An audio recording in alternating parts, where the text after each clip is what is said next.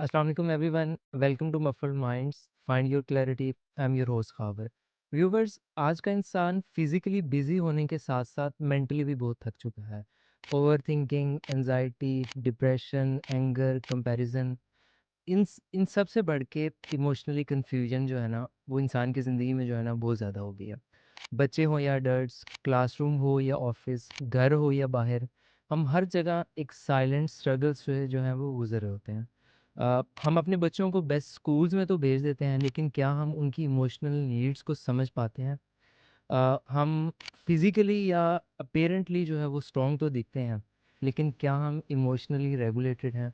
आज के एपिसोड में हम बात करेंगे इन्हीं चीज़ों के around, just like over thinking, social media impact और पेरेंटिंग, और उन छोटी-छोटी चीज़ों को जो अगर बचपन में जो है वो इग्नोर हो जाए, तो वो हमारे लिए बड़े होके जो है वो एक बोझ जो है वो बन जाती हैं। And for that reason we have someone who has worked on ground level around emotional well-being.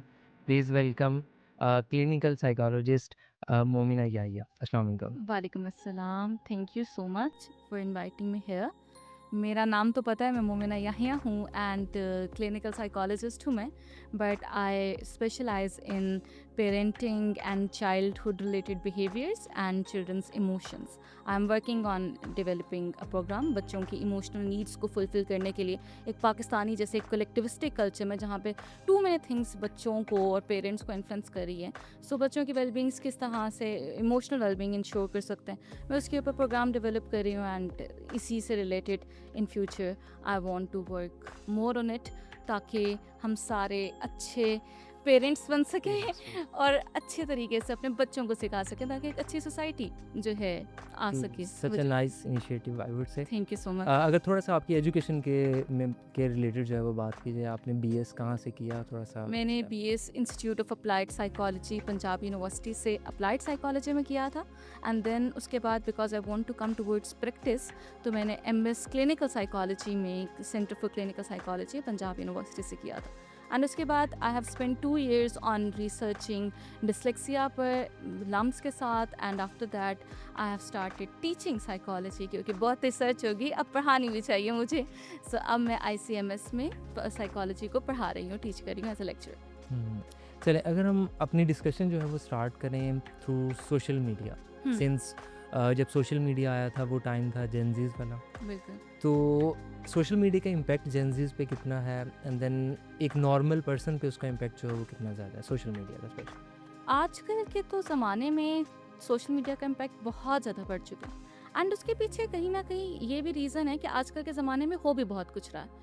आपको वॉर की थ्रेट्स भी हैं, वर्ल्ड वॉर 3 होने का भी खतरा है, आपकी इकोनॉमी भी कोलैप्स कर रही है, आपकी आंखों के सामने एक जिनोसाइड भी चल रहा है, एक नहीं काफ़ी जिनोसाइड्स चल रहे हैं एंड जियोपॉलिटिकल बहुत से इश्यूज चल रहे हैं, इंटरनल बहुत से इश्यूज चल रहे हैं। एक तो ज़माना भी ऐसा है और फिर सोशल मीडिया की वजह से क्या हुआ है कि आप पे एक्सपोजर भी आपका उतना ही बढ़ गया इन चीज़ों से। पहले जहाँ आप तक न्यूज़ पहुँचते पहुँचते काफ़ी टाइम हो जाता था या दिन में एक ही अखबार आता था, वो पढ़ के आप साइट पहुँच जाते थे। अब फुल टाइम, हर टाइम आपको पता है कि जी दुनिया में ये हो रहा है, अब ट्रम्प ने ये कर दिया, अब ये हो गया, अब उस मुल्क में ऐसा हो गया, अब हमारे मुल्क में ऐसा हो गया, अब ये वॉर की थ्रेट आ गई, अब इकॉनमी कोलैप्स हो रही है, अब गोल्ड बहुत ऊपर जा रहा है एंड अब सैलाब आ रहा है, अब ये हो रहा है। So exposure to information social media की वजह से बहुत ज़्यादा बढ़ गया। उसके साथ साथ एक और साइड जो सोशल मीडिया की जेंजी ने देखी, वो कंपैरिजन की, वो है फ्लॉन्ट करने की अपनी वेल्थ को। एंड वी सी बहुत से ऐसे कंटेंट क्रिएटर्स इंटरनेशनल नेशनल जो कि अपनी वेल्थ को फ्लॉन्ट करने के बजाय कुछ नहीं करते एंड उसकी वजह से होता क्या है कि आपके ड्रीम्स पहुंच जाते हैं यहाँ पे जेन जी के, जो कि अब जिन्होंने अब जॉब्स शुरू करनी है, जो अपने अर्ली करियर्स में हैं या जिन्होंने अभी अर्ली करियर्स में जाना है, वो ख्वाब देख के बैठे हैं इधर के कि वो बहुत कमा लेंगे, एक उनका पूरा लेक हाउस बन जाएगा एंड एवरीथिंग। और उससे एक डिलेमा आ रहा है कि दूसरी तरफ आपकी इकोनॉमी इतनी कोलैप्स कर रही है, पैसे की वैल्यू, डॉलर की वैल्यू इतनी गिर रही है कि जी आपका जो है 1 लाख की पे भी has become a new middle class. अब वो एक बहुत कॉमन चीज़ हो गई है, उसमें भी आप एक लेविश लाइफस्टाइल नहीं अफोर्ड कर सकते। सो उसकी वजह से ये जो एक डिलेमा इतना शदीद आ गया है, Gen Z is suffering on so many levels. पहली बात तो ये कि जेंजी वैसे है बजाते खुद, आई बिलीव एक बहुत स्ट्रॉन्ग जनरेशन है, to be honest, to be मतलब because to be able to see so many worse things happening, gruesome things happening around you and still surviving it, that's a skill. मतलब बहुत जो है ना, ये strong minded people ही इतना survive कर सकते हैं। लेकिन इतना सब कुछ exposure and everything, इसकी वजह से there is no time for them to process that information, और वो information process ना करने की वजह से they are way too overwhelmed। वो बहुत overwhelmed हो चुके हैं इमोशनली भी और कॉग्निटिवली भी, वो बहुत ज़्यादा ओवरवेल्म्ड हो चुके हैं। मतलब हमारी बॉडी इसके लिए बनी नहीं थी कि 20 सेकंड की रील देखो तो सैड हो जाओ, 20 सेकंड की रील देखो तो आप हैप्पी हो जाओ, 20 सेकंड की रील देखो एक्साइटेड हो जाओ, फिर 20 सेकंड की रील देखो क्यूरियस हो जाओ। इतनी जल्दी इमोशंस प्रोसेस करने के लिए हमारा दिमाग बना ही नहीं था। टाइम होता है ना हर चीज़ को, खाना पकाने का एक टाइम होता है, उससे पहले नहीं पक सकता। आपका काम लिख रहे हो, लिखने की भी आपकी राइटिंग स्पीड है, उससे पहले नहीं लिख सकते। वैसे ही दिमाग के भी प्रोसेस करने का एक टाइम होता है, उससे पहले आप नहीं कर सकते इन चीज़ों को प्रोसेस। तो ये जब इतना फास्ट हम जब अपने दिमाग को एक्सरसाइज करवा रहे होते हैं, बस रैपिडली चीज़ें हो रही हैं, हमारा नर्वस सिस्टम पूरा टाइम स्टिमुलेटेड रहता है, उसको रेस्ट मिलता ही नहीं है। हम मोबाइल साइड पे रखते ही नहीं, रेस्ट देते ही नहीं, वो इन्फॉर्मेशन प्रोसेस ही नहीं होती, और उसकी वजह से पे क्या है, there is a lot of confusion around us. अपनी ज़ात के बारे में हम कंफ्यूज्ड हैं, वी डोंट नो कि हम क्या हैं। मेरे पास क्लाइंट्स आते हैं, उनका ये होता है, ma'am we are not satisfied with ourselves. मुझे समझ ही नहीं आता, मैं चाहता बहुत कुछ हूँ, मुझे समझ ही नहीं आती कि मैं चाहता क्या। So that is the result of being too overwhelmed, being consuming too much information. आपकी सारी इन्फॉर्मेशन जब आप इतनी ज़्यादा करते हो और उसको प्रोसेस नहीं करते, तो आपकी फिर जो है आइडेंटिटी, आपका अपना आप बहुत ज़्यादा कंफ्यूज हो जाता है। क्लैरिटी आती है साइलेंस से, और आइडेंटिटी बनती है क्लैरिटी से। सो जेन जी का जो सोशल मीडिया का इम्पैक्ट जेन जी ने सबसे बुरा देखा है, दैट इज़ ओवरवेल्म्ड होना, हर तरीके से ओवरवेल्म्ड होना। हाँ, मतलब मैं अभी एक पॉडकास्ट देख रहा था, उसमें जो वो एक टीचर था वो बता रहा था कि एक स्टूडेंट है, जैसे कि मैं उसको पढ़ा रहा हूँ, वो मेरे से महंगी गाड़ी में आता है, मैं वो अफोर्ड भी नहीं कर सकता। उसने जो आउटफिट जो है वो पहना हुआ है, वो मेरे से भी जो है वो कॉस्टली है। उसने जो फ़ोन रखा हुआ है वो मेरे से कॉस्टली है, ठीक है। वो आ जाएगा, वो लेविश उस स्टाइल में आ जाएगा, but still he is depressed, he और शी इज़ डिप्रेस्ड। जिस तरह आपने अभी बताया ना, आपके पास क्लाइंट्स आते हैं, उनका ये क्वेश्चन होता है कि हम सेटिस्फाई नहीं हैं। बिल्कुल, तो ये आई बिलीव सोशल मीडिया की वजह से बिल्कुल सोशल मीडिया की वजह से ऑब्वियसली कंपैरिजन देख के, yes. बिकॉज आपको पता है कि आपसे ऊपर भी एक चीज़ है, और ना करके यू वांट दैट, और उसके अलावा आप जब प्रोसेस ही नहीं करते, टाइम नहीं देते दिमाग को कि वो आपकी इमोशंस को, आपकी चीज़ों को थोड़ा सा प्रोसेस करे कि भाई दुनिया में हो क्या रहा है, मेरी ज़ात के साथ क्या हो रहा है, मैं कुछ चाहता क्या, तो फिर क्या है कि वो डिप्रेशन वगैरह में मैनिफेस्ट होता है। जब इमोशंस नहीं निकलेंगे तो फिर वो वर्स्ट लेवल पे ही आके जो है इकट्ठे हो जाएंगे और फिर ऐसे फट के निकलेंगे। True. So do you think it leads to overthinking? Yes, बहुत ज़्यादा ओवरथिंकिंग इज़ बेसिकली एक form of anxiety. You want to control the things that not in your control. You want to control your future, या आप अपने past को सोच के बेहतर करना चाहते हो, that can not be in your control. That's why overthinking is a trap. You just keep thinking, और उसकी वजह से आपको और एंजाइटी होना शुरू हो जाती है कि यार मैं तो पूरा टाइम सोच रहा था, मैं कुछ कर ही नहीं रहा, और उस एंजाइटी के साथ आप और सोचना शुरू कर देते हो। तो that is a trap, overthinking is a trap. And yes, social media आपके जो ख्वाहिशात हैं, आपके जो गोल्स हैं, वो आप जब सोशल मीडिया पे देखते हो, कंपेयर करते हो, तो आप ओवरथिंकिंग करना शुरू कर देते हो। But some people said that overthinking is a sign of intelligence. Problem solving is a sign of intelligence, not overthinking. लोग कंफ्यूज करते हैं प्रॉब्लम सॉल्विंग और ओवरथिंकिंग को, बिकॉज मतलब एक मैं कोट करूँगा, सॉरी आपकी बात काट रहा हूँ। मेरा एक दोस्त है, वो बहुत ज़्यादा ना सोचता है, तो मेरी जब भी उससे इसके अराउंड जो है डिस्कशन होती है, वो कहता है मैं कभी बोर नहीं होता। मैं डिफरेंट सिनेरियोज अपने माइंड में जो है ना बना के डिफरेंट सोची जाऊँगा तो मैं बोर नहीं होऊंगा। But obviously it's dangerous. बिल्कुल, बोर होना आपके दिमाग के लिए बहुत ज़रूरी है, आपको पता है। तो बोर जब आप होते हो तो होता क्या है कि आपका दिमाग पे जो चीज़ें पड़ी होती हैं, पूरे दिन में जो चीज़ें हो रही होती हैं, उनको प्रोसेस करना शुरू कर देता है। एक उसका वो डाउन टाइम होता है, ठीक है? उसके अंदर वो रिपेयर करता है सारी चीज़ों को, कौन सी इन्फॉर्मेशन किस कंपार्टमेंट में उसने भेजनी, मशीन है ना, तो लाइक वो अपने आप के ऊपर सारा काम करके वो जो है एक आपको एक नॉर्मल इंडिविजुअल जो है वो बना देती है। बट जब आप बोर नहीं होने देते ना, ये लोगों के अंदर बहुत बड़ी मिसकंसेप्शन है कि बोर नहीं होना चाहिए, एंड ओवर थिंकिंग से वो बोर नहीं होते। वाई इज़ बोर होना सो खतरनाक फॉर यू? बोर होना तो अच्छी बात है। जहाँ तक ओवर थिंकिंग की बात है, जैसे हम पहले बात कर रहे थे कि it's not a sign of intelligence, it's a sign of anxiety. देखिए, सोचता तो हर इंसान है, सोचना बजाते खुद गलत नहीं है, सोच किस बात पे रहे हो दैट मैटर्स। क्या आप कोई सोल्यूशन पे सोच रहे हो, क्या आप कोई प्लान बना रहे हो, या सिर्फ आप पुरानी बातें उखाड़ उखाड़ के कि क्या हुआ क्या नहीं हुआ, या फ्यूचर के सिनेरियोज बना बना के अपना टाइम वेस्ट कर रहे हो? That matters. True, true, true. आपका एक आई गेस वेबिनार भी था, learn to shut down the mental noise, तो उसके अराउंड थोड़ा-सा बताएँ कि लाइक वो किसके अराउंड था? इन्हीं चीज़ों के अराउंड था या? Yes, mental noise is basically आपकी ओवर थिंकिंग वाली आवाज़ें ही। बेसिकली दिमाग में आपके जितने भी सोचें होती हैं, they are like dialogues, they are your self talk. आप अपने आप से एक तरह से बात ही कर रहे होते हो। सो जब वो शोर बहुत ज़्यादा बढ़ जाता है ना, जब आप बहुत ज़्यादा बातें कर रहे होते हो ना अपने दिमाग में, आपका दिमाग कह रहे हैं कि आप ऐसे, आप तुमने वैसे नहीं किया, तुमने ये नहीं किया, तुम ये कर लो वो कर लो, that is noise, that is not good, that is noise.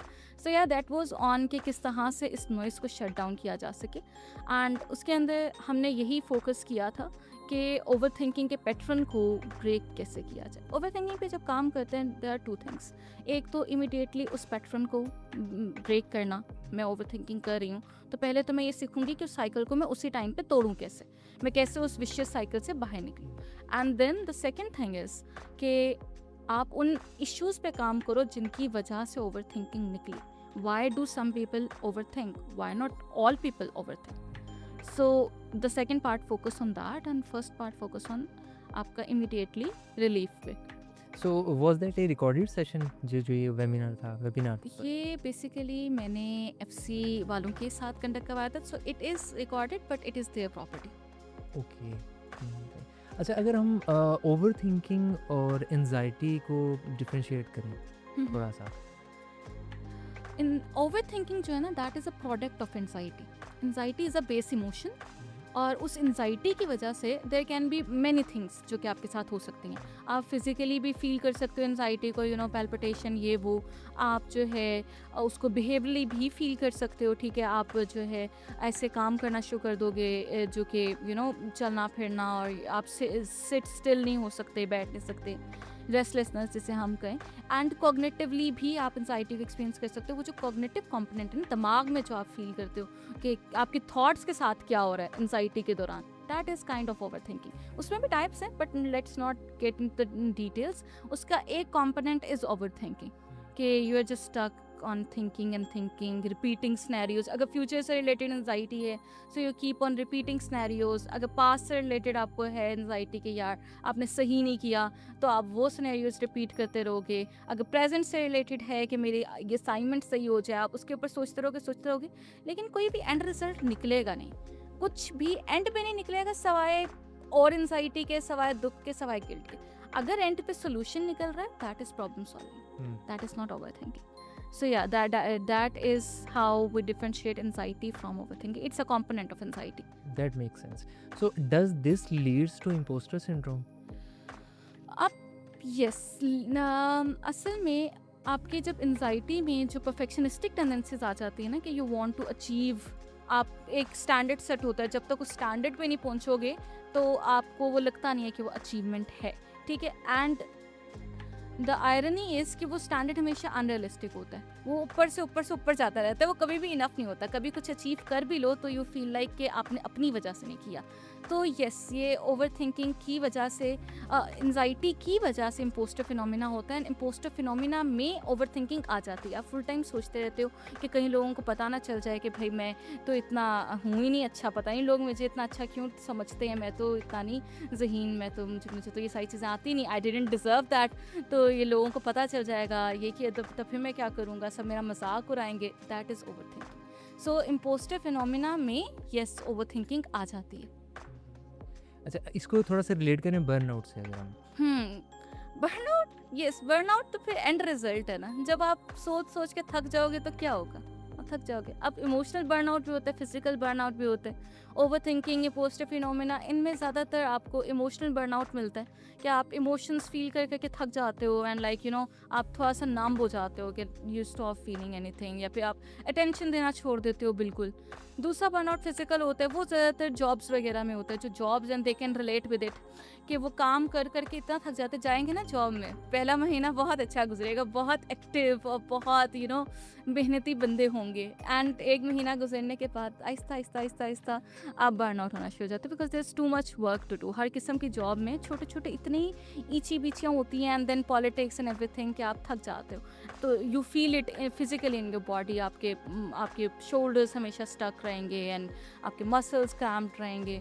So yes, imposter phenomena, anxiety, overthinking, everything does lead to burnout that can be emotional and physical। अगर तो आप काम नहीं कर रहे तो यस सिर्फ इमोशनल होगा, लेकिन ज़्यादातर तो फिर जॉब्स कर रहे होते हैं हम साथ या पढ़ रहे होते हैं, तो फिजिकल बर्नआउट भी हमें साथ ही नज़र आता है इसके।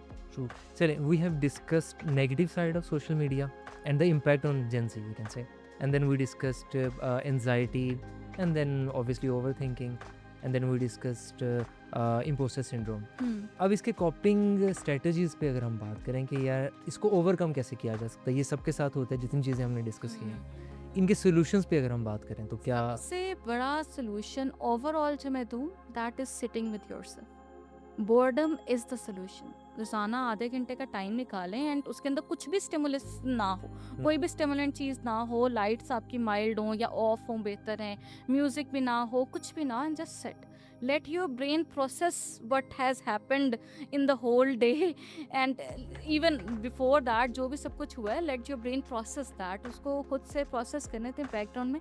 सबसे बड़ी चीज़ तो ये है, आप जितना ज़्यादा बोर होगे ना, इसको मैं बोर होना इसलिए कहें कि लोग इसको गलत समझते हैं कि भाई आप फारिग बैठे हैं, आप क्या करें, वी ऑलवेज नीड के यार कुछ करें कुछ करें, लेकिन it's not good for your brain. हर वक्त स्टिमुलेंट रहना is not good for your brain, हमने पहले ही डिस्कस किया। तो जितना आप फारिग बैठोगे, जितना आप साइड पे अपने आप को टाइम दोगे, उतना ज़्यादा आपकी सेल्फ रिफ्लेक्शन बढ़ेगी कि आप अपने बारे में जानोगे कि okay I am feeling this, I am feeling that, and उतनी ज़्यादा आपकी कन्फ्यूजन कम होगी ज़िंदगी से लेकर भी और अपनी ज़ात से लेकर भी। तो सबसे पहले तो ना अपने लिए टाइम निकालना बहुत ज़रूरी है, उसके बाद एक्सेप्ट करना बहुत ज़रूरी है। जैसे मैंने आपको बात की कि ओवर थिंकिंग में we are trying to control things that are not in our control, so we need to do this exercise कि हम देखें कि क्या चीज़ें हैं जो कंट्रोल कर सकते हैं। मैं अपनी स्लीप, अपना खाना पीना, अपनी हेल्थ, पढ़ने पे कितना टाइम दे रही हूँ, ये चीज़ें मैं कंट्रोल कर सकती हूँ। एंड कौन सी चीज़ें जो मेरे कंट्रोल में नहीं है। फ्यूचर में क्या होगा, इकॉनमी कोलैप्स हो जाएगी तो फिर मैं क्या करूँगी, दैट इज़ नॉट अभी मेरे कंट्रोल में, क्योंकि अभी इकॉनमी कोलैप्स नहीं हुई। जंग छिड़ जाएगी तो क्या होगा, that is not in our control. ठीक है, तो इससे हट के उसने आपके साथ क्या किया, किसी ने आपके साथ क्या किया, that is also not in your control.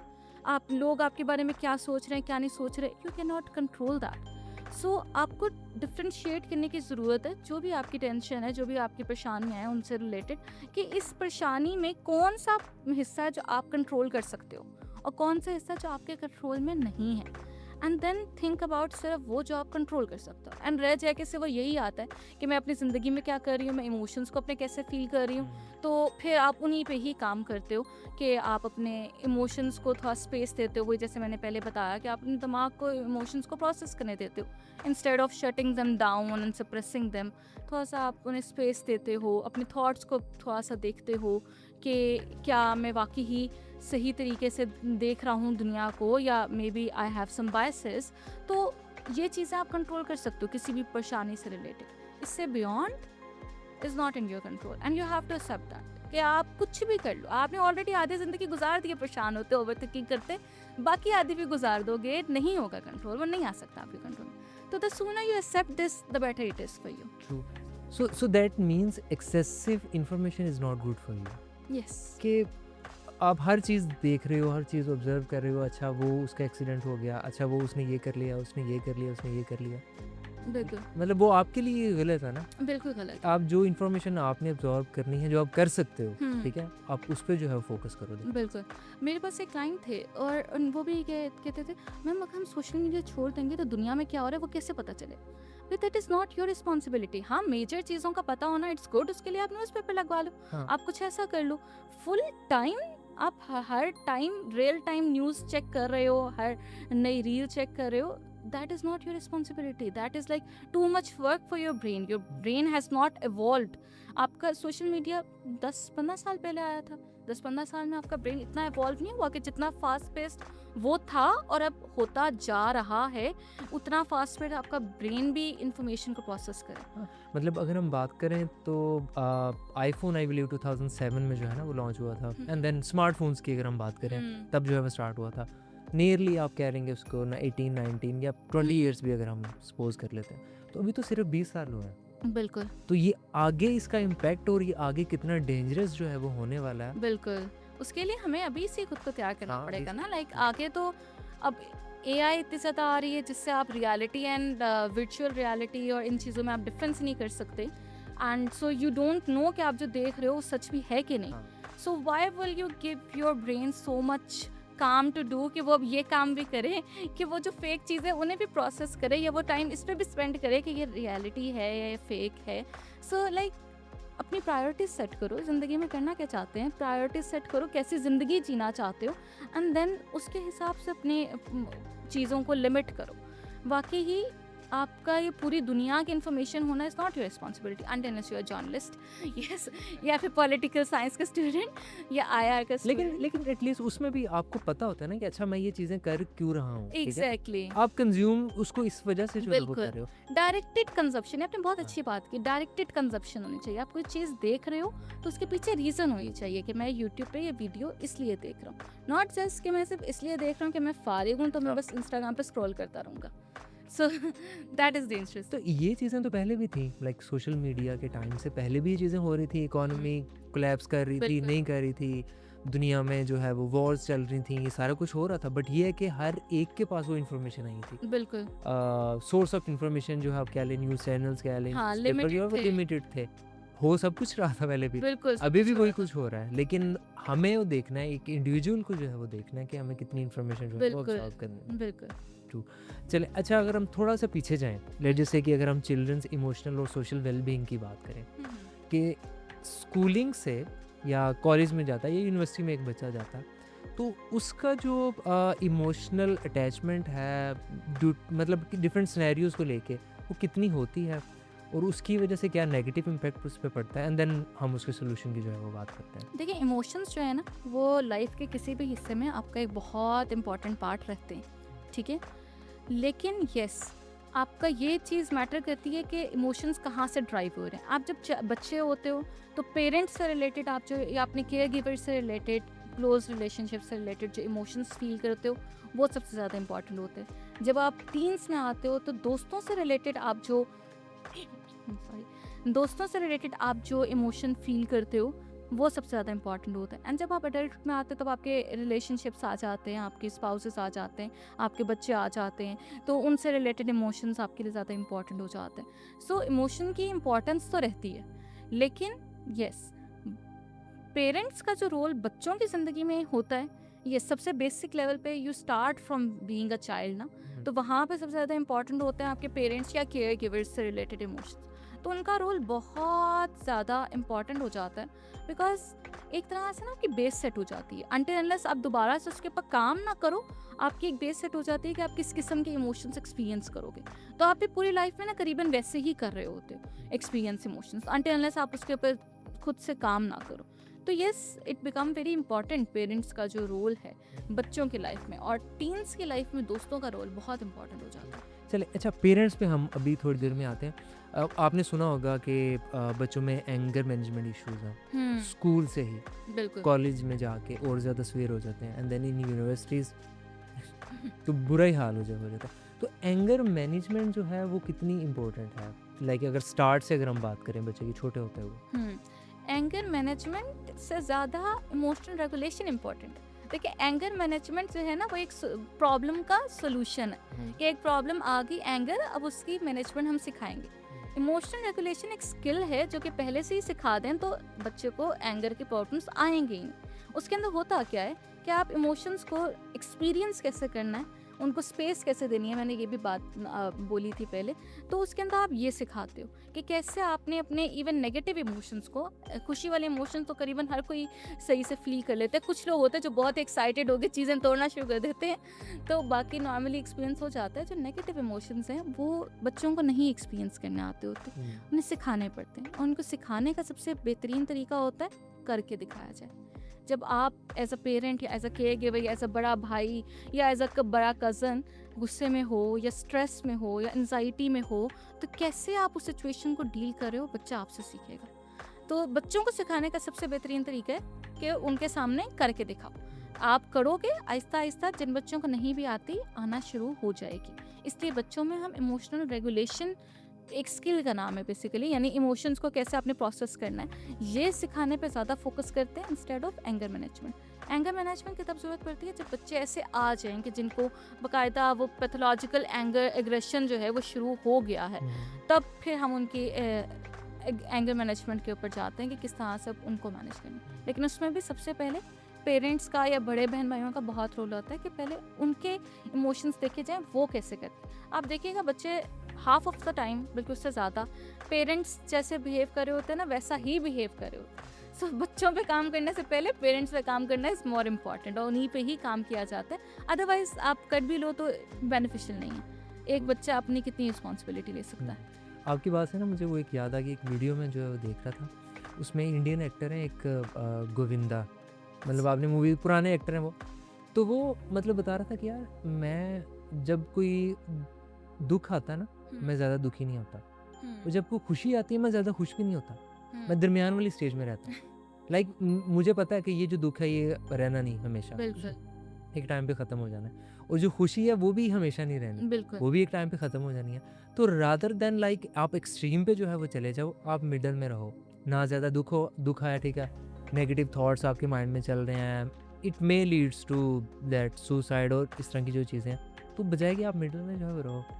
तो ये मुझे उसकी बात जो है ना काफ़ी जो है ये वो बात अच्छी बहुत लगी। अच्छी है, लेकिन ये करना बहुत मुश्किल है, दैट्स ट्रू, बहुत मुश्किल है। बिल्कुल। इसीलिए तो फिर आपको हेल्प की ज़रूरत पड़ती है ना। असल में जनरेशनली ही हमें इमोशंस को रेगुलेट करना नहीं सिखाया गया। हमारे बुजुर्ग बहुत वाइज होते थे, लेकिन उनकी लाइफ में आजकल जिस तरह का एक्सपोजर चल रहा है वैसा एक्सपोजर भी नहीं था। अब वो एक्सपोजर बढ़ता जा रहा है, टेंशन बढ़ती जा रही है, इवन हमारे पेरेंट्स के लिए भी, और इमोशंस मैनेज करने किसी को भी नहीं आते। अब फिर उससे क्या हो रहा है, लड़ाइयाँ हो रही हैं, हर कोई बस घर छोड़ के जल्दी जल्दी बड़ा होना चाहता है, लेकिन बड़ा होकर भी they become the person they wanted to avoid at the end, क्योंकि नोबडी वर्क्स ऑन देमसेल्व्स। लेकिन आजकल की जनरेशन वैसे आई एम वेरी प्राउड कि वो इस मामले में बहुत अच्छी है। मैं खुद भी जेंसी वैसे, लेकिन इस मामले में हम लोग अच्छे हैं कि वही openly talk about mental health and किस तरह से अपने ऊपर काम करना है। हमारा बहुत फोकस है अपने ऊपर काम करने का। सो आई बिलीव कि इंशाल्लाह ये अच्छी जनरेशन अगली लाएंगे। हाँ नहीं, इंशाल्लाह इंशाल्लाह। अच्छा, थोड़ा सा अगर हम बात करें ये बच्चों में स्पेशली ना एंजाइटी, डिप्रेशन, इस तरह की चीज़ों की, तो आई बिलीव कि जो मुझे लगता है ये जो बुलिंग या रैगिंग फॉर एग्जांपल कॉलेजेस में, यूनिवर्सिटीज़ में जाके जो होती है, ये भी उसकी बैक एंड पे जो है ना एक रीज़न जो है वो है, आई बिलीव। क्योंकि आप देखें काफ़ी मूवीज़ भी इसके ऊपर जो बनी हुई हैं, top of the line table 21 एक मूवी थी, इंडियन मूवी थी, उसमें ओवरऑल इसी कॉन्सेप्ट पे थी कि उस बच्चे की जो है वो बचपन में जो है वो कॉलेज में आई या यूनिवर्सिटी में आई बिलीव रैगिंग हुई, एंड देन उसका इम्पैक्ट उस पर इतना बड़ा, उसने सुसाइड कर ली उस बच्चे ने। तो आपको क्या लगता है कि ये वन ऑफ द रीज़न हो सकती है इस चीज़ की? बिल्कुल, बुलिंग जो है बच्चों की ज़ात का बहुत इंपॉर्टेंट हिस्सा बन जाती है। देखिए ना, 3 ईयर्स तक आपकी आइडेंटिटी बन रही होती है, आप खुद को खोज रहे होते हो, मैं क्या हूँ, दुनिया कैसी है, लोग कैसे होते हैं, आप इन क्वेश्चंस को आंसर कर रहे होते हो। उसमें आपके साथ कोई बुलिंग कर दे और फिर दैट डिपेंड्स किस सवेयर लेवल की हुई है, कोई बहुत शेमफुल इवेंट हो जाए आपके साथ, जैसे बुलिंग में अक्सर कर देते हैं, तो आपकी ज़िंदगी का वो एक हिस्सा बन जाता है। आपके पूरे ज़िंदगी के लिए लोगों से रिलेटेड नज़रियात बन जाते हैं, अपने आप से रिलेटेड नज़रियात बन जाते हैं, दुनिया से रिलेटेड नज़रियात बन जाते हैं, एंड अनटिल अनलेस आप उसके ऊपर काम ना करो, वो आपका बहुत बड़ा पार्ट रहते हैं आपकी ज़िंदगी का। And half of the time लोग नहीं करते, अब के लोग कर रहे हैं, पहले लोग नहीं करते थे। तो बुलिंग तो किसी सूरत नहीं होनी चाहिए। नो डाउट बुलिंग के पीछे भी कभी कभी अनमेट इमोशनल नीड्स आ जाती हैं कि बच्चों को अपना इमोशंस नहीं वो करने आते होते एक्सप्रेस, तो वो अपनी पावर जो है वो बुलिंग या एग्रेसिवनेस के थ्रू शो कर रहे होते हैं। इन सम केसेस, कुछ केसेस में इट्स प्योर एंटाइटलमेंट भी, कि बच्चे स्पॉइल्ड इतने होते हैं कि कभी डिसिप्लिन ही नहीं किया गया कि वो लोगों का ख्याल नहीं करते होते। लेकिन इन अदर केसेस ऐसा भी होता है कि बुलिंग वो इसलिए कर रहे होते हैं कि वो अंदर से बहुत वो अपने आप को डिफेक्टिव या फेलियर सा फील कर रहे होते हैं। तो उस चीज़ को कंपनसेट करने के लिए वो लोगों को बुरा फील करवाना शुरू कर देते हैं कि if they are suffering then I am not suffering, ये वाला जो माइंडसेट है। तो उस केस में obviously they need help also, लेकिन जो बच्चा विक्टिम बन रहा है उसकी भी तो पूरी लाइफ तबाह हो रही है। एंड ये बुलिंग आपकी पूरी ज़िंदगी चलती है, स्पेशली जो एज अ चाइल्ड और एज अ टीन ईयर्स हुई हो, क्योंकि आपकी आइडेंटिटी तब सही तरह से फॉर्म हुई नहीं होती, आपके नज़रियात सही तरह से फॉर्म हुए नहीं होते, तो वो बहुत ज़्यादा आपका डीप लेवल पे जाके वो इमोशनल वूंड्स छोड़ देती है आपको। तो उसके ऊपर फिर काम करना पड़ता है, तो ठीक होता है, खुद से वो नहीं चाहते। तो इसके लिए स्कूल, कॉलेजेस, यूनिवर्सिटीज़, उसकी जो मैनेजमेंट है, उनको थोड़े से ट्रेनिंग प्रोग्राम्स जो है वो आई बिलीव स्टार्ट करने बिल्कुल। चाहिए, जस्ट लाइक कि वो पेरेंट्स को बुलाएं, ठीक है, पेरेंट्स की काउंसलिंग की अगर हम अभी बात करेंगे थोड़ी देर तक, कि उनको जो है ना बताया जाए कि अच्छा ये चीज़ें हैं, अक्सर बच्चे जो है वो करते हैं, आपने अपने बच्चों को घर में जो है ना टाइम टू टाइम ये चीज़ बताते रहना। हम भी ट्राई करेंगे कि कुछ लेक्चर्स जो हैं वो ऑर्गेनाइज किए जाए, बच्चों को बताया जाए कि अच्छा ये बुरी चीज़ है, एंड देन स्कूल से स्टार्ट किया जाए, कॉलेजेस में बताया जाए, इवन के यूनिवर्सिटीज़ में बताया जाए, तो ये चीज़ बिल्कुल कहाँ से हो सकती है? वेस्ट में तो बाकायदा पूरे प्रोग्राम्स हैं इसी चीज़ के लिए, कि उसके अंदर जो बुलिंग के विक्टिम्स हैं उनकी भी ट्रेनिंग है, स्पेशली इससे रिलेटेड, कि रियलाइज़ करें कि जब बुलिंग हो रही है तो बुलिंग है क्या। बिकॉज काफ़ी टाइम आपने देखा होगा हमारे सोसाइटी में स्पेशली बच्चों को मोटा, छोटा, लंबा ये कहना इज़ सो नॉर्मल। चलते चलते हाथ लगा देंगे, वो मोटू और छोटू और थोड़ा खाया पिया कर बड़ा हो जा। वो बच्चों के लिए वो चीज़ बहुत ज़्यादा डीप रह जाती है। तो बच्चों को पता भी नहीं होता कि दिस इज़ रॉन्ग, वो यही लगता है कि अच्छा दिस इज़ नॉर्मल, बट उससे उन्हें जो है पेन हो रही है। तो ये रियलाइज़ करना कि बच्चों को खुद ये रियलाइज़ होना कि अच्छा ये बुलिंग है, तभी तो वो बड़ों के पास आएंगे सपोर्ट के लिए। तो वो प्रोग्राम्स का एक बहुत बड़ा हिस्सा ये है कि ये पहचान करवाना कि व्हाट इज़ बुलिंग, ताकि बच्चे रिपोर्ट करें, एंड देन ऑब्वियसली स्कूल की मैनेजमेंट उसके अंदर इंटरवीन करे, एंड विद द जो बुलीज़ हैं उनके साथ भी उनकी अनमेट नीड्स, जैसे मैंने बताया कुछ केसेस में अनमेट नीड्स भी होती हैं, तो वो देखना कि क्या अनमेट नीड्स हैं या डिसिप्लिन की कमी है। अगर डिसिप्लिन की कमी है या अनमेट नीड्स भी हैं, तब पेरेंट्स के साथ सेशन हो कि भाई आपके बच्चे के साथ ये कुछ हो रहा है, वो उसकी वजह से ये कुछ कर रहा है, तो like please help your child. And yes, उसके लिए फिर फैसिलिटीज़, लेकिन ये सारी ना आइडियल वर्ल्ड की हैं। अब आप पाकिस्तान में जहाँ पे लोगों को खाने को रोटी नहीं मिल रही, वहाँ पे गवर्नमेंट कहाँ इतने बड़े लेवल पे काम करवा सकती है। So yes, the prudence falls on parents itself, या आपकी अपनी ज़ात पे जिन्होंने फ्यूचर में पेरेंट्स बनना है, टू रियलाइज़ उनके अपने पैटर्न्स को रियलाइज़ करें कि क्या हम कर रहे हैं, and then you know work on those patterns, ताकि हम अपने बच्चों को आगे बचा सकें, एक बेहतर पॉपुलेशन ला सकें, ना उनकी ऐसी अनमेट नीड्स हों जिसकी वजह से वो बुली करें, ना अपने बच्चों को इतना हम दबा के रखें कि उन्हें दूसरे बुली करते रहें। तो उसके लिए आई थिंक हमारी जनरेशन में रिस्पॉन्सिबिलिटी आती है कि हम काम करें। अब तो हम तो बड़े हो के बुलिंग देख के, लेकिन हाँ अगली जनरेशन को बचा सकते। आपकी बात से ना मुझे एक याद आ गई, आई वॉज इन स्कूल, तो I was kind of a bright student, मतलब वो मतलब वैसे मैं जस्ट वो रेफरेंस के लिए जब मैं बात कर रहा हूँ, तो कभी टीचर ने जो है ना वो डांटा भी नहीं था मुझे। तो ये मैं बात इसलिए करूँ कि it's been I believe 15 years, ठीक है, इस बात को, लेकिन अभी भी वो मुझे बात याद है। उसकी रीज़न जो है वो इससे रिलेट मैं करना चाह रहा हूँ, ये जो बच्चों की बुलिंग इससे आई बिलीव मेरे से ना एक ग्लास जो है वो टूट गया। तो साथ एक टीचर खड़े थे।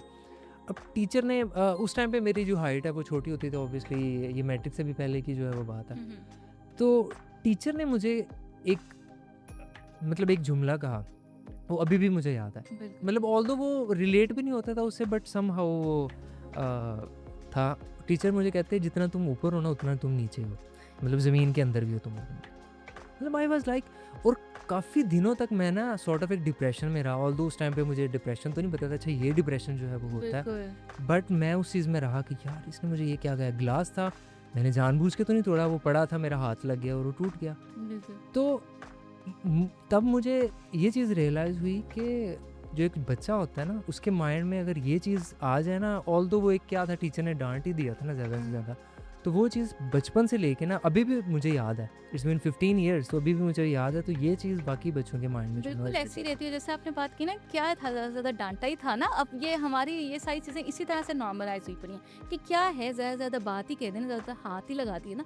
हमें खुद नहीं पता कि भई वो कितनी बड़ी चीज़ है जो बच्चा सफ़र कर रहा है, जो बंदा सफ़र कर रहा है उसके लिए। तो वो उस लेवल पे थोड़ी-सी एम्पैथी कम है हमारी सोसाइटी में ना, कि वी डोंट सी कि भई इसका कितना बड़ा इम्पैक्ट हो सकता है। क्योंकि हमने खुद भी सफ़र किया होता है, तो ये होता है बाकी भी कर रहे हैं, क्या ही है। हम काम तो हम भी कर रहे हैं ना, काम तो हो रहा है तो बस खैर है। लेकिन काम से हाँ, बॉन्ड में वो तो एक अगेन दुनिया है। नॉर्मलाइज़ लाइक हमने कर ली है वो, इवन कि वो बिल्कुल, टीचर को मे बी फ़ील भी ना हुआ होगा जो मैंने बात की है, एग्ज़ैक्टली बट उसका इम्पैक्ट कितना बड़ा। बिल्कुल। उन्होंने जानबूझ के उस तरह से कही भी नहीं होगी। ट्रू। बिल्कुल। चलिए, अगर हम अब पेरेंट्स वाली साइड पे बात करें कि उनकी क्या रिस्पॉन्सिबिलिटीज़ जो हैं वो आती हैं, हुँ, या टीचर्स की रिस्पॉन्सिबिलिटीज़ जो हैं वो क्या आती हैं, इन सारी चीज़ों को लेके? हुँ। अच्छा, पेरेंट्स की सबसे बड़ी रिस्पॉन्सिबिलिटी तो इमोशनल रेगुलेशन सीखने की आती है, हुँ, जो हमने पहले बात की थी, कि घर में एक ऐसा माहौल बनाएँ जिसके अंदर जो है बच्चे को एक तो पता हो कि क्या हो रहा है, रूल्स वगैरह कंसिस्टेंट हो। ये ना हो कि पेरेंट्स के मूड पे बैठें, मूड खुश है उनका तो मोबाइल्स भी मिल रहा है, सब कुछ हो रहा है, यहाँ पे मूड ऑफ हुआ तो वो ज़रा-ज़रा सी चीज़ पे डाँट पड़ रही है। सबसे ज़्यादा बच्चों की इमोशन जो है ना, वो ये चीज़ ख़राब करती है कि बच्चे को पता ही नहीं चलता एक चीज़ को एक्सपीरियंस मैंने कैसे करना है, और फिर उसे खुद भी एक्सपीरियंस करने नहीं आते कि कोई सिचुएशन हो गई है तो मैंने कैसे रिएक्ट करना है। तो यहाँ से ये पैटर्न शुरू होता है। तो सबसे पहले तो पेरेंट्स को ना अपने ऊपर काम करना चाहिए, अपने पैटर्न्स देखें भई, किन बातों पे मुझे गुस्सा आता है, किन कौन-सी बातें मैं नहीं बर्दाश्त कर सकता, क्यों मैं उन्हें नहीं बर्दाश्त कर सकता, और किस तरह से मैं उस गुस्से को जो है थोड़ा कम कर सकता हूँ, किस तरह से कि जैसे हम कहते हैं कि आप थोड़ी स्पेस ले लो, जब आपको फ़ोन से गुस्सा आए, एक पॉज़ दे दो। वो पॉज़ देना ना हर नेगेटिव इमोशन में बहुत ज़रूरी है, कि आपको कभी भी कोई भी नेगेटिव इमोशन आया आपको, यहाँ पे मैं कुछ कह देती हूँ, कोई बहुत बुरी बात कह देती हूँ, before reacting just have a pause. वो इतना सा 5 सेकंड का, 10 सेकंड का, या 1 मिनट का, 5 मिनट का पॉज़ ना is enough for your brain to process कि अच्छा मैंने करना क्या। तो उससे सही बिहेवियर करने की, जो कि आपको या आपके बच्चे को या किसी को भी नुकसान ना पहुँचाए फिज़िकली, इमोशनली, हर लेवल पे, उसके चांसेस बहुत बढ़ जाते हैं। तो वो पॉज़ लेने की प्रैक्टिस अपनी बढ़ाएँ, and these are all things जो कि प्रैक्टिस से आएँगी। अभी मुश्किल होता है, आपका इमोशंस जो है एकदम से आते हैं, मुश्किल होता है, लेकिन जब आप बार-बार, बार-बार, बार-बार अपने दिमाग को रिमाइंड करवाओगे ना, तो आहिस्ता-आहिस्ता योर ब्रेन विल लर्न कि अच्छा मैंने पॉज़ लेना है। पहले हो सकता है 2 हफ्तों में कोई एक बार आप पॉज़ लो, फिर आहिस्ता-आहिस्ता बढ़ते-बढ़ते फिर आप हर टाइम पॉज़ आप लेना शुरू कर दोगे। तो आप थोड़ा पॉज़ लो, एंड देन आप रीज़न्स पे काम करो कि अच्छा ये एक बात जो हुई थी ये इतनी बुरी लगी क्यों? बच्चे ने मेरी गाड़ी खराब कर दी, लेकिन ये इतनी बड़ी बात क्यों थी कि मैं इतना डाँटूँ? क्या डाँटने से सही हो जाएगी गाड़ी? जब डांटने से गाड़ी सही नहीं होगी तो फिर मैं उसको डांट क्यों रहा हूँ? सिखाने के लिए कि ये काम गलत किया था। Is there a better way जिससे मैं ये सिखा सकूँ बच्चे को? Yes there are. आप बच्चे को बिठा के कंसिक्वेंसेस समझाओ, आप बच्चे से गाड़ी साफ करवा लो कि ठीक है तुमने गंदी कर दी, तो these are the natural consequences कि अगर कोई चीज़ गंदी करोगे तो भाई साफ भी आप ही को करनी पड़ेगी। कोई चीज़ तोड़ोगे तो चलो उठाना भी तुम्हें ही पड़ेगा, लेकिन हाँ उसमें हेल्प कर दो बच्चे की। तो that is a better way to deal with it. तो पेरेंट्स को बैठ के ये डायलॉग अपने साथ पहले करना चाहिए कि वो बच्चे पे गुस्सा क्यों करते हैं, अपने इमोशंस को पहले कैसे एक्सप्रेस करते हैं, वैसे एक्सप्रेस क्यों करते हैं, अगर बच्चे पे गुस्सा करते हैं तो क्यों करते हैं, व्हाट इज़ देयर नियत बिहाइंड दैट, और क्या उस नियत को एक्सप्रेस करने का कोई बेहतर वे है। तो पेरेंट्स की तो सबसे बड़ी रिस्पॉन्सिबिलिटी यही आती है। अगर वो खुद को सही कर लेना, बच्चा खुद ब खुद ठीक हो जाएगा। बाकी यस, इसके इसके बाद दूसरी रिस्पॉन्सिबिलिटी ये आती है कि बच्चे का दोस्त बन के रहें, बच्चे को नज़र रखें इन अ सेंस कि उन्हें पता हो कि उनके बच्चे के साथ हो क्या रहा है। ये ना हो कि बाहर से वो बुली होके आ जाए और दुनिया जहान से लड़के वो आ रहा हो, पेरेंट्स को पता ही ना हो कि उनके बेटे के साथ बेटी के साथ आज क्या हो गया आज के दिन में। तो वो जो एक कनेक्शन है ना पेरेंट चाइल्ड का, सिर्फ मदर्स के लिए नहीं, फादर्स के लिए भी, फादर्स बहुत एब्सेंट है पाकिस्तान की पेरेंटिंग में। तो वो जो पेरेंट चाइल्ड का कनेक्शन है ना, वो स्ट्रांग होना चाहिए। आप बैठो बच्चे के साथ, अपनी ज़िंदगी के बारे में उससे बताओ, उसकी ज़िंदगी के बारे में उससे पूछो, ताकि वो आपसे प्रॉब्लम्स शेयर करे, ताकि आप उनके लिए कुछ कर सको। एंड देन येस अपने बच्चे के लिए आवाज़ उठाएं। जहाँ कहीं उनके बच्चे के साथ ज़्यादती हो रही है वहाँ पे आवाज़ उठाना बहुत ज़रूरी है, बिकॉज आप उसी से ही तो बच्चों को सिखा रहे होते हो कि बेटा आपने भी आगे जाके अपने लिए ऐसी ही आवाज़ उठानी। हम लोग क्यों नहीं अपने हक के लिए बोलते? हम वर्क प्लेस में पॉलिटिक्स के विक्टिम बने रहते हैं, हम हर जगह विक्टिम बने रहते हैं। क्यों? क्योंकि हमें किसी ने आवाज़ उठाना सिखाई नहीं होती। हम लोगों को होता है कि यार नहीं नहीं गलत बात है, अच्छे बच्चे बन के रहना है, अच्छा बंदा बर्दाश्त कर लेता है, कुछ नहीं होता, चलो छोड़ो दूसरा बंदा कर ले ये वो। तो बच्चे के लिए आप आवाज़ उठाएंगे तो बच्चा अपने लिए आवाज़ उठाएगा, और कल को अगर आपके साथ कुछ होता है तो आपके लिए भी आवाज़ उठाएगा। तो आई थिंक ये 3 चीज़ें, अपने आप को बेहतर करना, अपने बच्चे के साथ कनेक्शन को बेहतर करना, बच्चे के लिए अपने आवाज़ उठाना, यानी बच्चे के लिए एक्शन लेना उसकी हेल्प के लिए जहाँ पे उसे हेल्प चाहिए, these are very necessary for parents. अगर ये 3 एरियाज उन्होंने कर लिया ना तो एक वो अच्छा जनरेशन जन्म दे देंगे, और खुद भी खुश रहेंगे, खुद भी उनके रिलेशनशिप बच्चों के साथ अच्छे रहेंगे। और आई बिलीव अभी ये हो रहा है, मतलब ये एक्सपोजर आ गया। बिल्कुल। मतलब अगर हम अभी पेरेंट्स की बात करें ना तो उनमें ये एक्सपोजर आ गया कि अच्छा हमने बच्चों की ट्रेनिंग इस रिस्पेक्ट से करनी है, क्योंकि जब बच्चा छोटा है तब अगर उसके माइंड में वो चीज़ बैठ गई ना तो वो पूरी लाइफ जो है ना वो बिल्कुल कंटिन्यू रहेगी उसके थेरेपी साथ। ना ले वो। हाँ, अगेन ये बात पॉजिटिव वाली साइड पे भी नेगेटिव वाली साइड पे भी। जिस तरह अभी हम बुलिंग उसकी बात कर रहे थे ना, वो बचपन में अगर बैठ गई तो वो प्रोलॉन्ग करेगी। प्रोलॉन्ग करेगी। अगर बचपन से ही उसको ये सिखाया गया कि नहीं नहीं ये अच्छी चीज़ नहीं है, आपने, वो दूसरों को भी मना करेगा। स्कूल में कॉलेज में अगर बुली कर रहे हैं दूसरे तो उनको वो मना करेगा, ठीक है, उनको रोकेगा, एटलीस्ट ट्राई करेगा वो। तो बचपन से ही ये ट्रेनिंग जो है वो अगर ये हो तो मतलब उसकी क्या ही बात है। बस यहाँ पे I would like to add one thing कि बहुत से parents want to work on themselves and their children and their bond but they are unable। तो वो उससे जो है डिप्रेशन में चले जाते हैं, एंजाइटी में चले जाते हैं, उनका सेल्फ ब्लेम बढ़ जाता है कि मैं एक बहुत बुरा पेरेंट्स हूँ।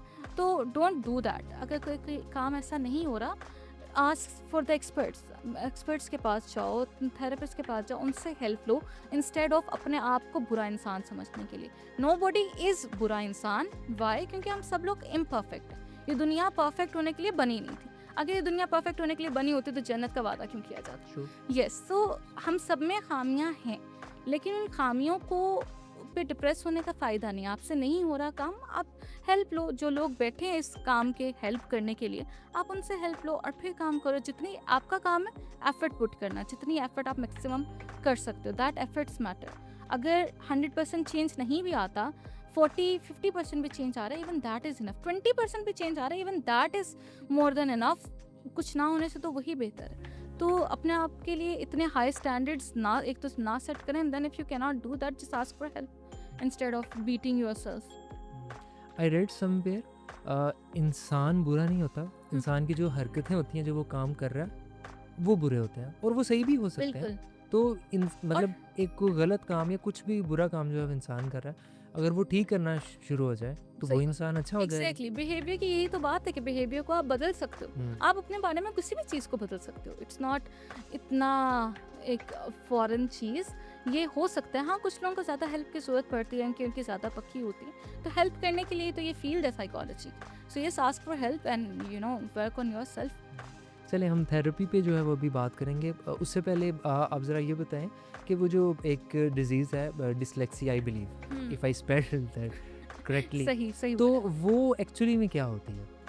डिसलेक्सिया जो है वो असल में एक लर्निंग डिसऑर्डर हम उसे कहते हैं, कि इसके अंदर बच्चे जो है ना रीडिंग को सही लर्न नहीं कर पाते। यानी कि अब एक लफ्ज़ है अलिफ बे पे ते, इनकी आवाज़ें बा पा ता, बच्चों को या तो वो आवाज़ें लर्न नहीं हो पाती, बच्चे वो आवाज़ों को नहीं लर्न कर पाते कि बे की आवाज़ बा है, या फिर वो पूरा का पूरा वर्ड देख के ना वो उस वर्ड को नहीं पढ़ पाते। अलग अलग आवाज़ों को पढ़ लेंगे कि ये अलिफ बे पे है, लेकिन अगर मैं इकट्ठा लिखूंगी, जैसे मैंने लिख दिया कि बेटा लिख दिया, वो बे ये टा ये तो कर लेंगे, बेटा इकट्ठा नहीं जोड़ पाएंगे। ये भी प्रॉब्लम हो सकती है। वरना ये हो सकता है कि वो जोड़ लेंगे but they will take a lot of time to do that. दूसरी ये प्रॉब्लम हो सकती है कि वो पढ़ लेंगे, इट्स अ स्पेक्ट्रम, वो पढ़ लेंगे लेकिन उसकी सेंस नहीं बनेगी। यानी कि जैसे आप कोई फॉरेन लैंग्वेज पढ़ रहे हो ना, आप पढ़ लोगे लेकिन लिखा क्या हुआ है आपको समझ नहीं आ रही। ठीक है, जैसे आपको अभी मैं स्पेनिश का कोई सेंटेंस दे दूं, you will be able to pronounce that, but उसकी समझ नहीं आई, कंप्रीहेंशन जो है वो आप नहीं कर पाओगे, उसको फहम जो है वो आपको उसको समझ नहीं आ पाएगा, उसका कॉन्सेप्ट। तो अमूमन डिस्लेक्सिया ये समझा जाता है कि वो तारे ज़मीन पे थी ना मूवी, मेरे कि माइंड में एग्जैक्टली वही आ रहे थे। एग्जैक्टली। और जब आपने वो वर्ड्स वाला कहा ना, मेरे माइंड में वो आ रहे थे कि वो जो लेटर्स थे वो ऐसे हवा में जो है ना होते हैं, एंड हाँ, देन वो लेकिन वो हर उसको किसी पता नहीं चलता। एग्जैक्टली लेकिन यही मैं कहने लगी थी कि हम हमारे नज़दीक डिस्लेक्सिया से वो है, हम्म, लेकिन हर किसी के साथ वो वाला एक्सपीरियंस नहीं होता। That is a part of it. कुछ बच्चों के साथ ऐसा होता है कि वर्ड्स ऐसे हवा में नजर आते हैं, बट कुछ बच्चों को नहीं नजर आते, एंड उनसे सिंपली बोले ही नहीं जाते। कुछ बच्चे वर्ड्स बोल सकते हैं लेकिन वो समझ नहीं सकते उन वर्ड्स को। तो इट्स अ स्पेक्ट्रम। तो इसके लिए पाकिस्तान में काम नहीं है। पाकिस्तान में डिस्लेक्सिया नहीं रिपोर्ट होता, क्योंकि हम क्या कहते हैं, कहते हैं मेहनत ही नहीं करा बच्चा, बच्चा लेजी है, बच्चा सुस्त वजह, तुम पढ़ो, तुम पढ़ क्यों नहीं रहे, थोड़े और मेहनत करो। मेहनत वो कर रहा है लाइक। इसीलिए इन बच्चों की जो है असेसमेंट की बहुत ज़रूरत है कि आप देखो कि क्या बच्चा इसलिए नहीं पढ़ पा रहा कि वो एफर्ट नहीं पुट कर रहा, या वो इसलिए नहीं पढ़ पा रहा कि उसकी इन्हें हम कहते हैं फोनोलॉजिकल स्किल्स ना, इसका जो नाम है, कि उसकी ये ब्रेन में फोनोलॉजिकल स्किल्स ही वीक है। तो इसलिए असेसमेंट बहुत ज़रूरी हो जाती है इनकी। लेकिन पाकिस्तान में अब आ रही है अवेयरनेस, लेकिन नॉर्मली इतनी अवेयरनेस नहीं है। नॉर्मली हम बच्चों को, मैंने खुद जब इसके ऊपर पढ़ा था तो मुझे ये था कि यार मेरी क्लास में कितने बच्चे थे ऐसे जो स्ट्रगल करते थे रीडिंग के दौरान, और हम सबको यही लगता था कि यार क्या ये, मतलब वर्ड भी, ये भी पैराग्राफ, छोटा सा पैराग्राफ है, ये भी नहीं इससे बोला जा रहा, और टीचर भी उसे डांटती थी, सबको इसको ऐसे ही कहता था। तो हालांकि हो सकता है उस बच्चे को वाकई डिस्लेक्सिया होता, उसके लिए स्किल ही लर्न करना मुश्किल होती। So this is what dyslexia is. So early intervention जो है वो फिर बहुत ज़रूरी है ना, लाइक बिल्कुल। बच्चों को बचपन में ही स्कूलिंग में अगर पेरेंट्स को पता चल जाए कि अच्छा इसका ये इशू है, and then they might go for some proper therapy या इस तरह की जो चीज़ें। आपका ब्रेन बन रहा होता है ना, आपका ब्रेन 5 इयर्स तक जो है, बल्कि इससे भी बियॉन्ड बन रहा होता है। तो जितनी जल्दी आप इस प्रॉब्लम को आइडेंटिफाई कर लोगे, उतनी जल्दी आप ये स्किल सिखाने की तरफ चले जाओगे। और चूंकि आपका ब्रेन अभी डेवलप हो रहा है, तो आपके सीखने के भी ज़्यादा चांसेस हैं कि आप ज़्यादा जल्दी इस चीज़ को सीख लोगे। तो यस, अर्ली इंटरवेंशन जो है वो बहुत ज़रूरी हो जाती है। अर्ली असेसमेंट भी, आइडेंटिफिकेशन यानी कि बच्चों का पता चलना कि अच्छा इसको प्रॉब्लम डिस्लेक्सिया की वजह से आ रही है, और फिर उसको रेमेडिएशन थेरेपी बोलते हैं जो डिस्लेक्सिया के लिए हम यूज़ करते हैं, या बाकी लर्निंग डिसऑर्डर्स के लिए और भी टाइप्स होती हैं इनकी। तो वो रेमेडिएशन थेरेपी टाइमली करवाना इज़ वेरी इंपॉर्टेंट। तो अगेन लाइक पेरेंट्स का जो डिनाइल है, ऑल्दो अभी काफ़ी एक्सपोजर जो है वो आ गया है कि पेरेंट्स जो हैं वो सीरियस लेते हैं इस चीज़ को, रादर देन कि यार हो जाएगा। लेकिन अभी भी तो पेरेंट्स इस डिनाई करते हैं, लाइक दे नो कि ये प्रॉब्लम्स एग्जिस्ट करती हैं, बट मेरे बच्चे को नहीं है। मैंने बहुत देखे अपनी थेरेपी। अच्छा हाँ, मतलब वो करते हैं कुछ पेरेंट्स के, वो थोड़ा सा एक ना शेम फील करते हैं कि यार मेरे बेटे एग्जैक्टली को मतलब उनके नज़दीक ये प्रॉब्लम्स ऐसे हैं, पता नहीं क्या हो गया। हालांकि इट्स जस्ट लाइक कि जैसे आपको बीपी का मसला हो जाए, शुगर का मसला हो जाए, तो you go for the therapy ना, and then it's a life long चीज़। तो उसकी मैनेजमेंट की तरफ जाते हो कि लाइफ लॉन्ग कैसे मैनेज करते हैं। लेकिन ये अभी तक इवन आफ्टर अवेयरनेस ऑटिज़म की, या इंटेलेक्चुअल डेवलपमेंटल डिले की, या ये डिस्लेक्सिया वगैरह की, ADHD की अवेयरनेस है, पता है, लेकिन अभी भी इनके लिए वो कोई स्टिग्मा है, पता नहीं, कोई बहुत बुरी चीज़ है जो अगर मेरे बच्चे को हो गई तो that's very wrong, and they go into denial कि नहीं मेरे बच्चे को ये नहीं हो सकता। हाँ, मेरा बच्चा थोड़ा हाइपर एक्टिव है, थोड़ा छिलता कूदता ज़्यादा, टिक के नहीं बैठता, अटेंशन स्पैन नहीं है उसका, लेकिन ADHD नहीं है उससे।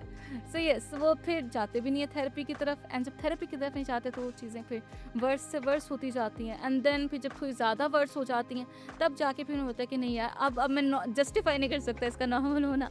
सो या अब मुझे जो है थेरेपी की तरफ जाना पड़ेगा। चलें, अब हम अगर थोड़ा सा ये बात करेंगे पाकिस्तान में इन चीज़ों पे कितना जो है वो काम हो रहा है, ऑल्दो टाइम टू टाइम हमने वो चीज़ डिस्कस तो की है, बट आपको क्या लगता है कि कितना काम हो रहा है अभी पाकिस्तान में? पाकिस्तान में काफ़ी काम हो रहा है अब। पाकिस्तान में इवन ऐसे डिसऑर्डर जैसे मैंने बताया कि डिस्लेक्सिया पे पहले नहीं होता था, तो इवन अब डिस्लेक्सिया पे भी काफ़ी होना शुरू हो गया। एंड येस, पेरेंट्स में अवेयरनेस है। ऑटिज़म पे भी बहुत ज़्यादा काम हो रहे थे, are lot of autism centres and ADHD autism, इन पे तो पहले से ही काफ़ी ज़्यादा काम हो रहा है। लेकिन येस, अब लोग ज़्यादा सीरियस लेते हैं, तो yes, it's going in the right direction. पहले डिस्लेक्सिया वगैरह पे नहीं था, डिस्कैल्कुलिया वगैरह इसी के एक टाइप है जो कि मैथ्स से रिलेटेड है, डिस्कैल्कुलिया, तो इन पे नहीं था, बट अब जो है लोग कर रहे हैं इसके ऊपर काम काफ़ी। चलें, हम अपनी डिस्कशन को जो है वो वाइंड अप करते हैं। कोई एक ऐसी चीज़ जो आप चेंज कर सकती हो पाकिस्तान में कह लें, या पेरेंटिंग में जो है वो कह लें, जिसकी वजह से इन फ्यूचर जो है वो एक पॉजिटिव इम्पैक्ट जो है वो पड़ सकता है, कोई एक ऐसी चीज़? Emotional regulation.